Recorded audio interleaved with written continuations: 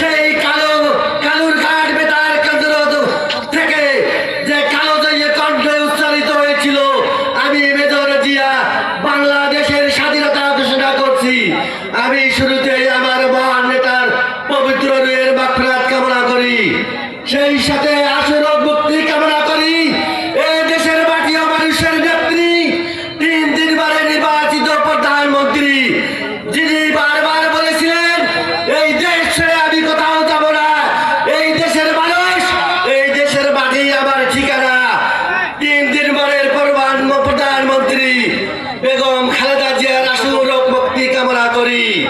সেই সাথে এই দেশে ফিরে আসার প্রত্যাবর্তনের অপেক্ষায় 18 কোটি মানুষ পথ চেয়ে রয়েছে, যিনি বিগত ফ্যাসিস্ট বিরোধী আন্দোলনে ওই লন্ডনের মাটিতে বসে বাংলাদেশের মানুষের হৃদয়ে অবস্থান করেছেন, যিনি আমাদেরকে বিগত ফ্যাসিস্ট বিরোধী আন্দোলনে বিভিন্ন দিক নির্দেশনা দিয়ে পরিচালিত করেছেন।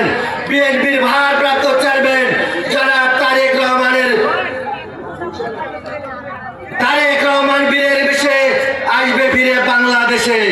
সম্মানিত নেতৃবৃন্দ, আজ এই মহেন্দ্রখানে আপনারা প্রমাণ করেছেন বাংলাদেশ জাতীয়তাবাদী যুবদল শুধু কথায় বিশ্বাসী নয়, বাংলাদেশ জাতীয়তাবাদী দল বাংলাদেশের সকল ক্রান্তিকালে বুকের তাজা রক্ত দিয়ে এদেশের স্বাধীনতার সার্বভৌমত্বকে রক্ষা করেছে। এই দেশ যতদিন থাকবে, বাংলাদেশ যতদিন থাকবে, ততবার বারবার বাংলাদেশ জাতীয়তাবাদী যুবদল এই দেশের সকল ক্রান্তিকালে বারবার ফিরে এসে সকল ফ্যাসিস্টদের টুকি চেপে ধরে এই দেশের মানুষের একটি শান্তির আশ্রয়স্থল তৈরি করে যাবে এই বাংলাদেশ জাতীয়তাবাদী যুবদল।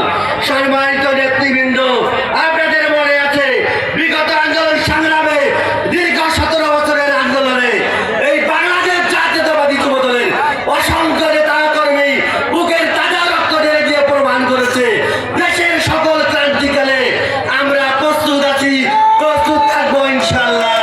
সম্মানিত নেতৃবৃন্দ, 24-36 জুলাইয়ে নিহিত বাংলাদেশ জাতীয়তাবাদী দলের সকল পর্যায়ের নেতৃবৃন্দ যারা শহীদ হয়েছেন তাদের পবিত্র রুহের মাগফিরাত কামনা করি, যারা আহত হয়েছেন তাদের আশুরক মুক্তি কামনা করি। সম্মানিত নেতৃবৃন্দ, আমরা দীর্ঘ 17 বছর এদেশে একটি অবাধ, সুষ্ঠু, গ্রহণযোগ্য নির্বাচনের জন্য আন্দোলন করেছি।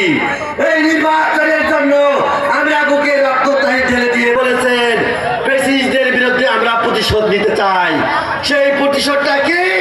সেই প্রতিশোধটা হলো এই দেশের মানুষের কল্যাণে রাষ্ট্র কাঠামো মেরামতের জন্য 31 দফা প্রতিষ্ঠার মাধ্যমে আমরা ফ্যাসিস্টদের বিরুদ্ধে প্রতিশোধ গ্রহণ করতে চাই। এবং সেই সাথে আপনাদেরকে আহ্বান জানাই, আমরা যে